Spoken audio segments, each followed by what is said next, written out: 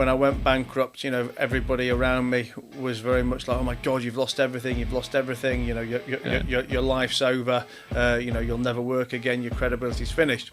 And what I say, and listen, I'm not pretending that I probably thought in these terms at the time. I mean, listen, I went back to work again the next day, not because I had some master plan, but because I had no choice.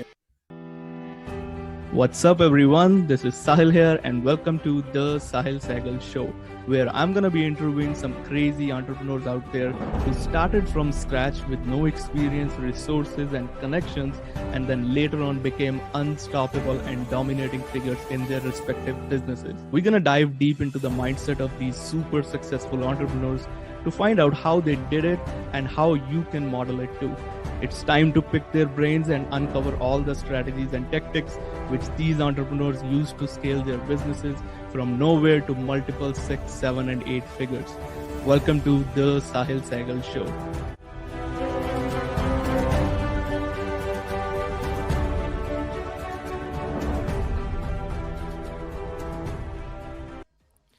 Right, what's up, everyone? Welcome to the Sehgal Show, where we interview some unstoppable entrepreneurs who are dominating figures in their businesses.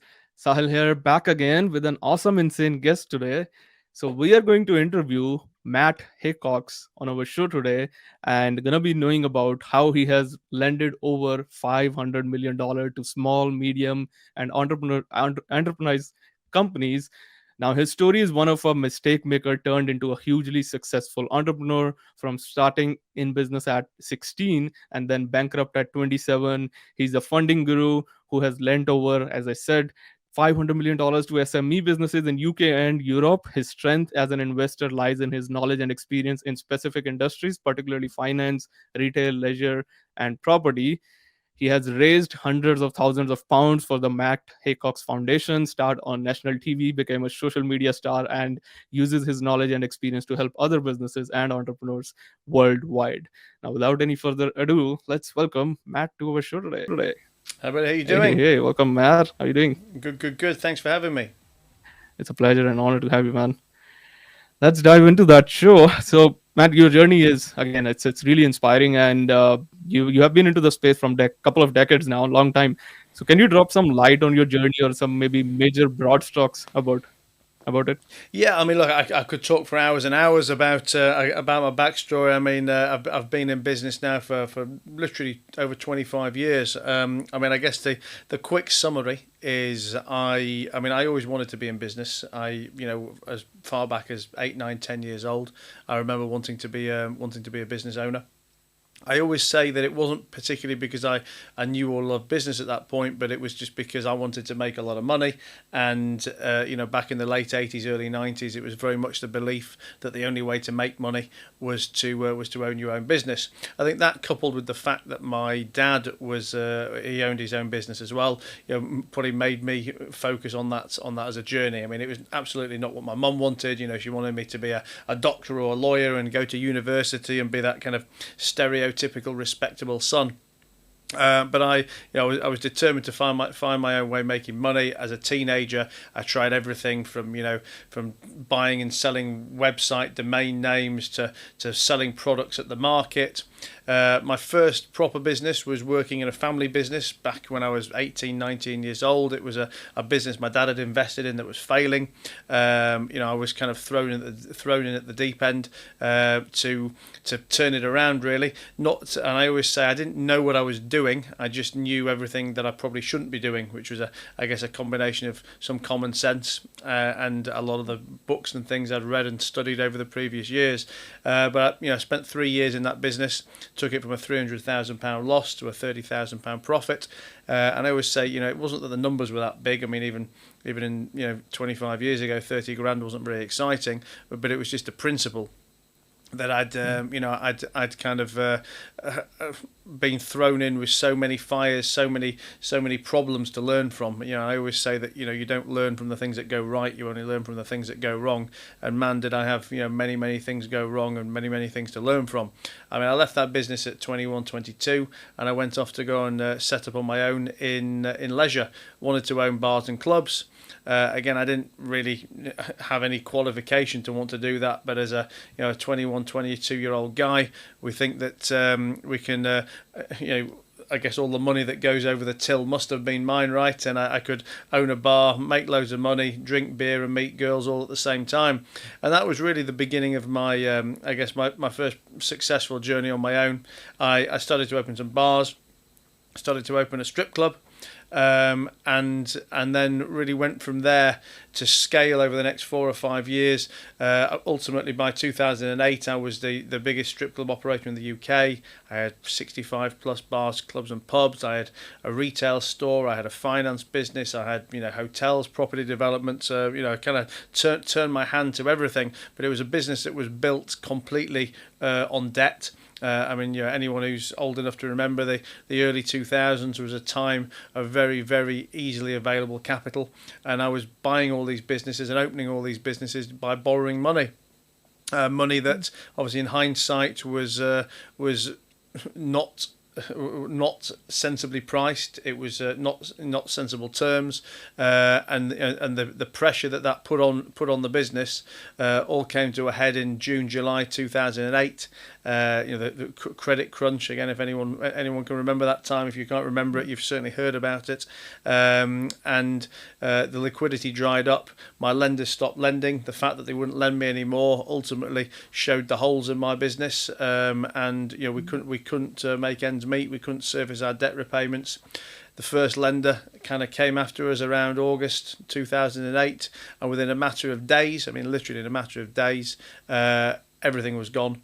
All of the businesses have been put into administration. I was made personally bankrupt, and it was literally back to square one. Arguably lower than square one, because I was now bankrupt and reputationally savaged. But I always say I had a 1-year-old daughter. I had an ex-wife at the time. And I didn't really have time to sit around and worry about what had happened to me. To feel sorry for myself, to complain. I had a daughter that needed feeding. A wife that needed a roof over her head. And I went back to work the next day, and ultimately rebuilt.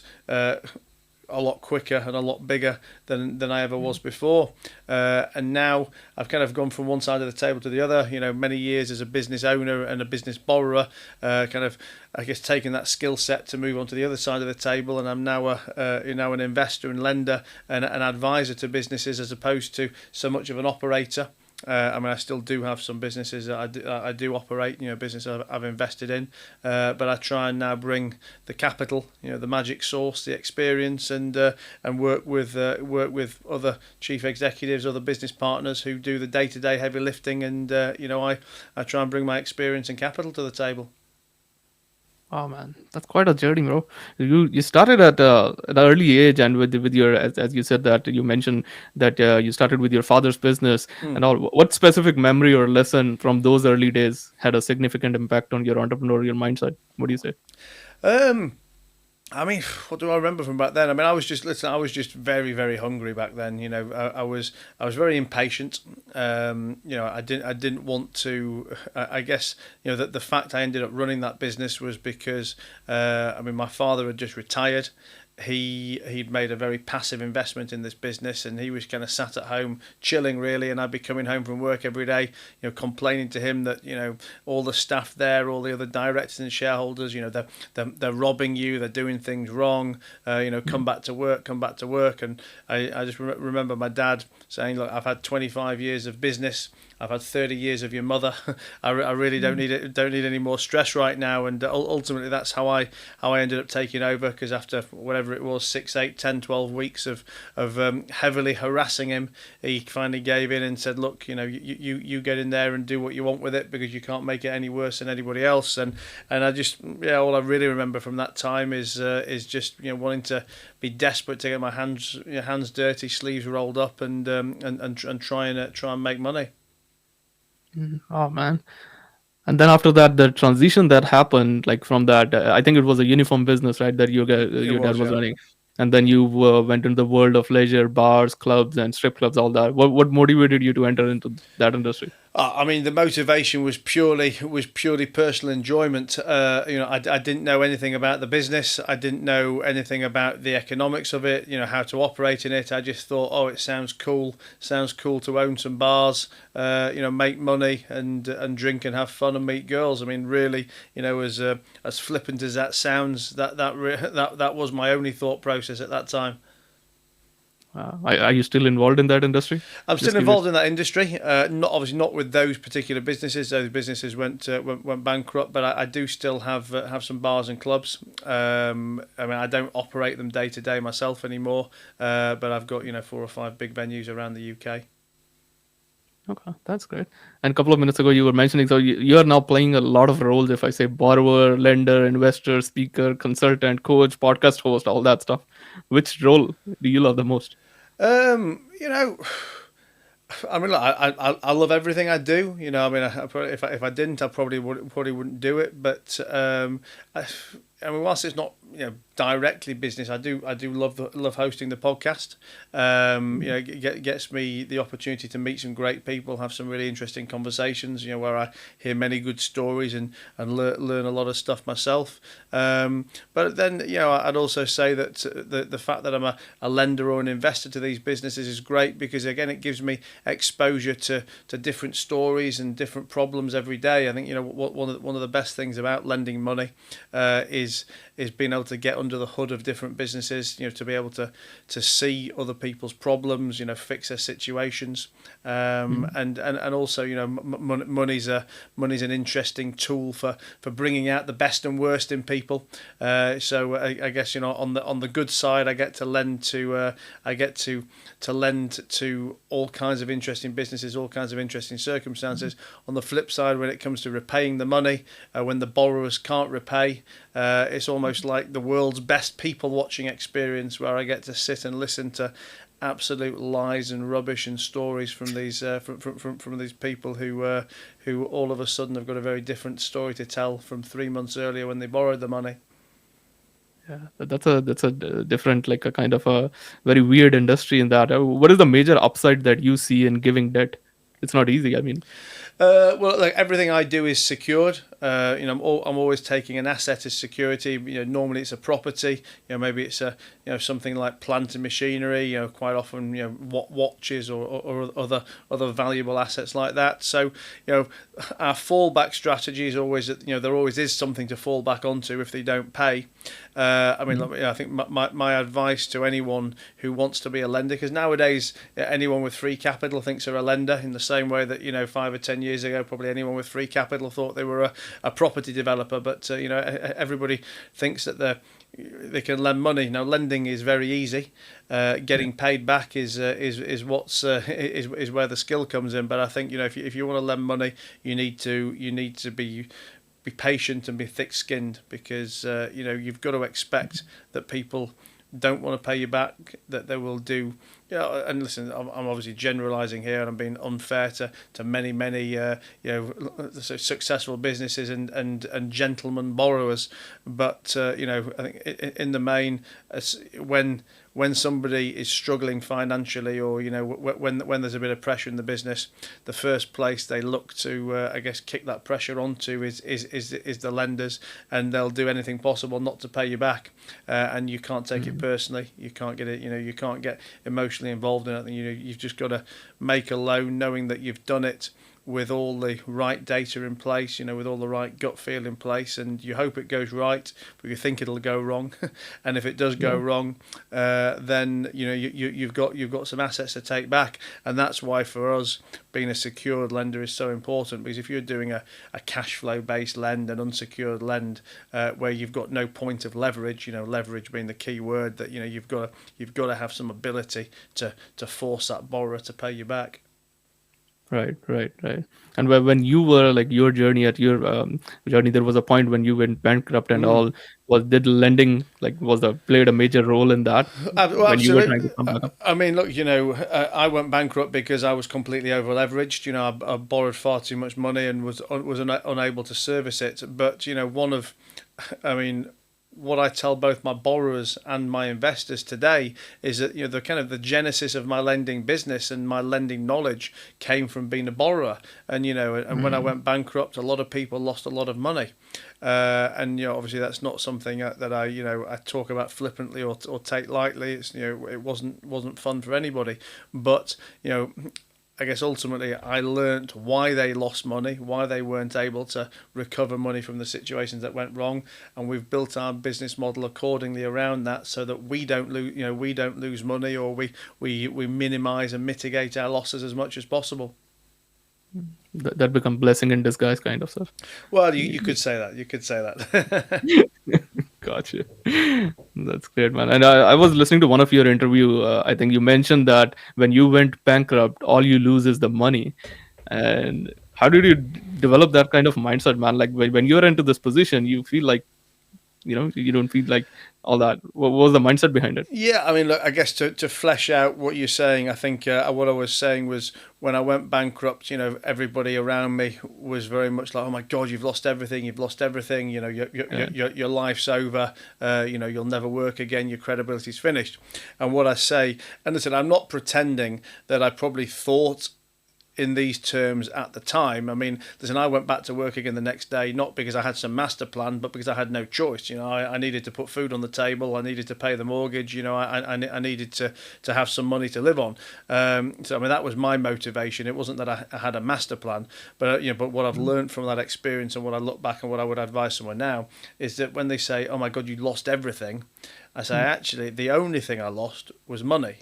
I didn't lose any experience. I didn't lose any contacts. If anything, I got more experience because I experienced the whole situation of bankruptcy, and the whole, I guess, journey of the rebound. And listen, I'm not saying that I'm glad it happened. Obviously, I'm absolutely not glad it happened, and I'd rather it didn't. But I think I tell it as a story and a lesson that that bankruptcy isn't as catastrophic as people may think, and that life absolutely doesn't end at bankruptcy.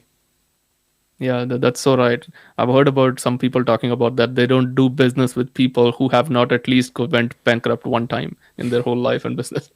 I mean, Yes. I hear the same story. I'm not sure how true it is for those people. But yeah, I mean, like I see where the story comes from, and where the logic comes from. That like I said earlier, you learn nothing from the things that go right, only from Right. the things that go wrong. And I guess bankruptcy, as long as you've learned from your lessons, as long as you have, I guess, been able to observe the situation and not make those mistakes again, it's some scratches, it's some scars, it's some, some further experience that those around you don't have. Right on. And in terms of, so let's say if you, interesting question, Mm. if you have to start over again, you have played so many roles in that. Which one would you start with so that you can build it up to, let's say, for first seven figure on fast track? Well, if I had to start again tomorrow, I mean, I'd be doing a variant of what I did back when I started again, 10 or 12 years ago. I mean, ultimately, all I had then and all I would have tomorrow is my network. Well, my skills and my network. So how can I monetize my skills, and how can I monetize my network? And, I've got a fantastic network, and my key skill is helping businesses to borrow money, or helping businesses to raise money. So the first thing I'd be doing tomorrow would be picking the phone up to hammer my contact base, and see what I can do to help who needs what. Does someone want to invest money? Does someone want to lend money? Has somebody got a business problem? Has somebody got a connection problem? What can I do to broker a deal between two people? Gotcha. And I just want to take a turn around, like near in the podcast field. So if you have to start over again, if you say that, do you think that because you're running a podcast show, obviously, so you think that would also be one part of it, or you think it can expedite the process? Well, I mean, having the podcast is part of my network growth. I mean, I've had my podcast for maybe 5 years now.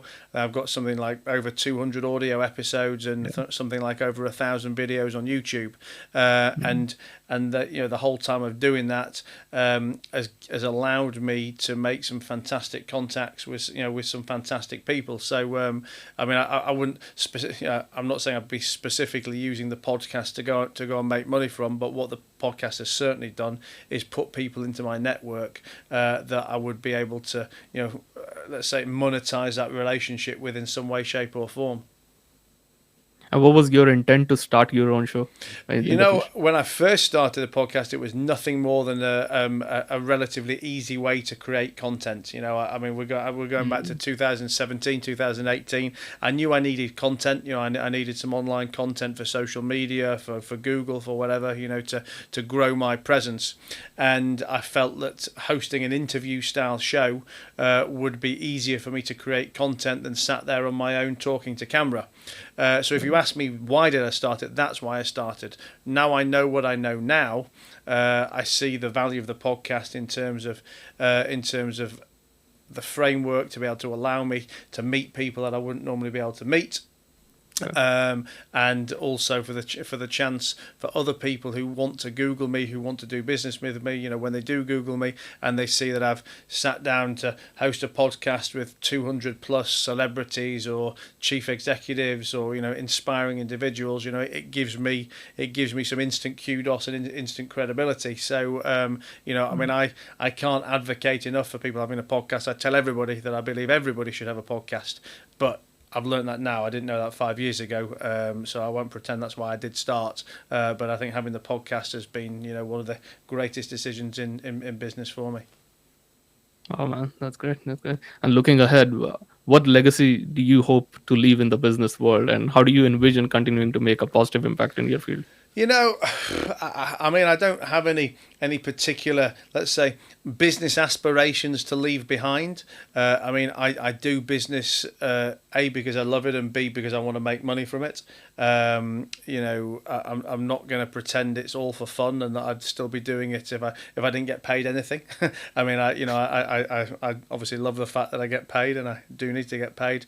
But I mean, I don't, legacy for me would be just that, most people can say Matt was a nice guy or Matt made us smile or whatever it may be. I don't really have any grand plans for legacy. I think I'm also a realist to the fact that probably within 6 weeks of me being dead, very few people other than my daughter or my ex-wife will probably even remember my name, and therefore I think I probably worry less about legacy and more about how I want to live my life today, knowing that when I'm dead, no one will give a fuck about me.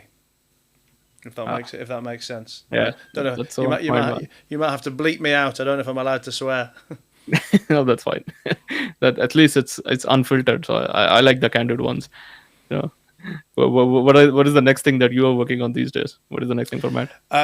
I'm actually working at the minute on trying to consolidate some of the businesses that I've got. I think over the last 2 or 3 years I've gone a bit wild in taking too many things on, investing in too many businesses, starting too many businesses, having probably too many things going on from a personal level. And over the last few months I've really realised how, I guess, what a level of stress that's put on me that I don't need or enjoy. So I've been trying to, when I say take a step back, not because I'm wanting to retire or be lazy or anything by any means. I still want to do the same amount of work. Still got the same amount of work hours in the day, but I want to be able to give more time to less things and do a better job of those. Also, one of the ways for me to try and create some stability is to grow a better team around some of the businesses I've got as well. I haven't been a great recruiter over the years. I mean, I have one or two absolutely amazing staff who've been with me for 10, 15 years plus. I've got some good staff who have been with me over the last couple of years, but in the main, I've suffered by not having enough of the right people around, not having enough quality people around, and therefore I've had to do too much, and that's just again brought a level of stress that I've not really enjoyed of late. So yeah, I think for me, it's about continuing to get things right that I'm still getting wrong. That's a learning. That's never-ending stuff. And along those lines, let's say you're running multiple businesses. If I have to put that into 3 buckets, let's say 6, 7, and 8 figure, how many businesses at 6 figure level would you say someone should focus on, and at 7 figure and at 8 figure? How the whole journey map would you craft for someone? It would be helpful for our audience. Well, yeah, I guess if you've got a six-figure business, then I would say that you should be concentrating solely on that six-figure business because Right. you want to make it a seven-figure business. Now, Mm. what you would then probably get some people to say, now you've got that seven-figure business, do you want to start another six-figure business? But I would argue that if you've learnt I guess if you've been through the pain of going from six to seven figures, and if you've got an organization and an infrastructure that can continue to grow, at that point I would probably continue to be applying my efforts to that seven-figure business to take it to an eight-figure business. Now, when you get to the eight-figure business, you've probably then got a decision to make of do you keep pushing with that, or is now time to start something else as well. Now, I kind of answer this question almost as someone who's arguably done it wrong. I've had and have got lots of businesses. I don't really have any six-figure businesses, but I've got multiple seven-figure businesses and a couple of eight-figure businesses. And I think in hindsight, I've probably spread myself too thin too many times, and I could have had less seven-figure businesses, to make more eight figures, or to make that eight-figure business stronger. I think there's. It's obviously very fashionable on social media to talk about multiple streams of income, and don't get me wrong. I think it's important to have multiple levels of protection, but there's a balance. There's a balance between multiple streams of income to protect yourself, and then having too many distractions that stop you making a great success out of what a core business is. And an example I quite often see of that is like in property, for example. When somebody goes and buys, you said you're in Canada. I don't really know Canadian cities, but let's say you're in America. Somebody goes and buys a house in Los Angeles, or another couple of houses in Los Angeles. They then want to buy a third property to invest in, and they say, oh, I've found something in Chicago. Oh, I found this property development in Miami. And they can always make an excuse for an excuse and justification for diversification, but I would argue that you should be if you've started in Los Angeles, you should be concentrating in Los Angeles for for a lot longer before you think about diversifying. Learn as much as you can about that area, have the ability to benefit from economies of scale, for your knowledge to compound before you start spreading yourself too thin again. So I think yes, we all need some risk mitigators. If you lost a business, how would you continue to pay your bills, for example? Right. But you've got to be very careful not to go from protection to distraction. I love this, man. It's like keeping it lean, simplified, and focus on adding more infrastructure and systems to keep it going, basically from 6 to 7 to 8, rather than adding more stuff on your plate. Well, Did I get this right? ultimately, if you look at the really really wealthy guys, the eight-figure business owners, the guys worth hundreds of millions, the guys worth billions, all of these people have done it in one particular business. There's no, okay, you might say someone in venture capital owns 100 companies. Okay, maybe they do, but they've made their money in venture capital. Whether it's Zuckerberg with Facebook, whether it was Musk with Tesla. I mean, maybe he's not. Maybe he's a worse example because he's such a unique character. Founding so many billion-dollar businesses. But if you look at all the really successful people, all the billionaires, they've done it in one particular business. They weren't messing around doing a bit of this and a bit of that. And sure, when they've got big wealth, then their personal wealth strategies will involve investing in stocks and shares and investing in properties and whatever it may be. But their core business, it's always been one business that they've kind of devoted their working life to. Yeah, that makes sense, man. Thank you so much for sharing that. It's a gold pieces. What's the one advice you wanna share with our listeners who are listening or watching, and where they can find more about you if they want to go online check out? I think, checking it. look, one piece of advice for me is from me rather is the power of partnerships. I think a mistake I made in my earlier years was trying to do everything myself, or rather trying to own everything myself. I thought I had to be the 100% shareholder. I had to be the boss of everything. Mm. Which was clearly driven by ego. Whereas now, I really see the value of being able to go faster and go farther by partnering up with the right people. Whether that's financial partners, distribution partners, marketing partners, whatever it is. Don't be embarrassed that taking on partners is diluting you. Embrace that ability to go further. And I'll give you two things. I'd also say just never stop learning. And for new business owners, anyone quite young into business, just remember that you know nothing. It's because the barrier to entry in business is so low. You can be doing nothing today and tomorrow started your own business. People, immediately think, oh, because I'm a business owner, I've got this great level of knowledge. Well, you haven't. I mean, you've been in business 2 days or a year or 2 years, which is nothing in the grand scheme of things. If you've been playing football for a year or tennis for 2 years, you wouldn't possibly think that you deserve to be kicking a ball, on the Manchester City pitch or playing tennis at Wimbledon. I think don't make that same mistake in business. Always be wanting to learn more. Always be wanting to learn from other people. So they're my two different pieces of advice. Whatever stage of the game you're at, and yeah, if you want to find more about me, I mean, I'm Matt Haycox. That's MATT and HAYCOX. I'm Matt Haycox on all things social. I'm pretty active on social. Like you say, I've got a podcast. I've got a newsletter. Got a website that's jam packed with juicy blogs, videos, and information. And I always interact, love getting questions, love giving answers. So come and find me online, and I hope I can be of some advice and some use to some of your listeners.